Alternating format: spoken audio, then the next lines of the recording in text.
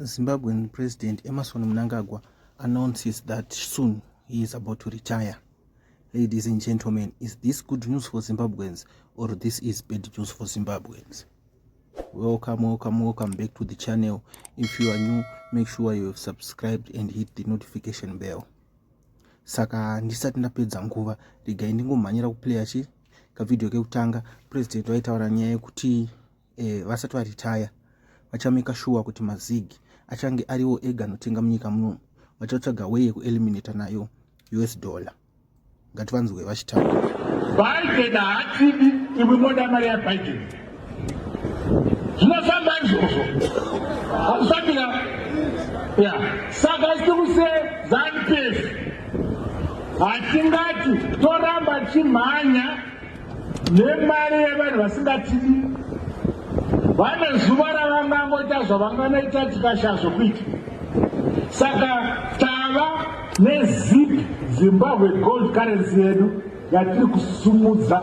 Munonzwa pa TV yedu pa ZIG yedu ZIG 1 makazviona ka imari yedu iyoyo ndiyo yatakusumudza kuti in 2 years munomu ife 2 years kure tichasvika pokuti kana ndavona ini kuti aiwa ZIG yapinda kose kose, makoini apinda kose kose, maridukwane change yapinda kose kose, ndozoti aiwa nguva yasvika yekuti nyika ino yakungoshandisa ZIG.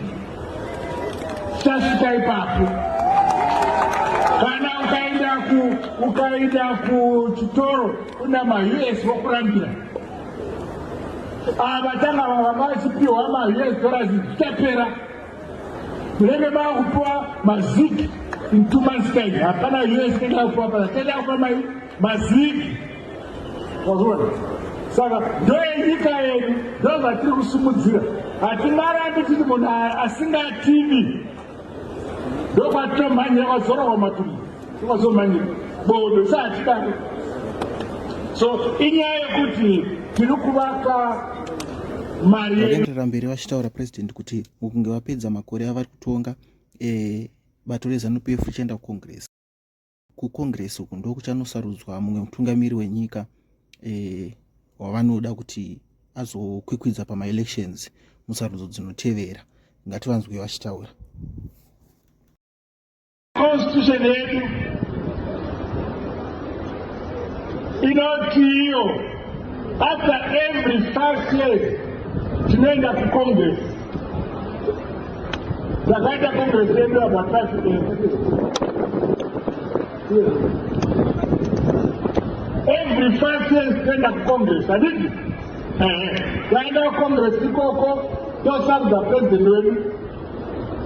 President wedu anofana kugara matemu maviri e5 years 5 years. Indakaita 5 years yokutanga ikapera kana kucongress mukanidzorera.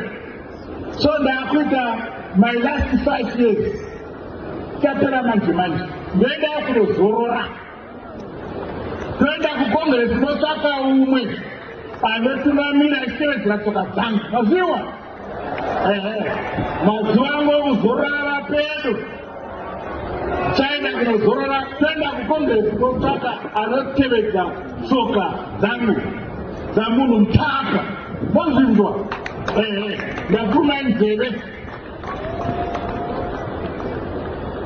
Tomorrow is our future,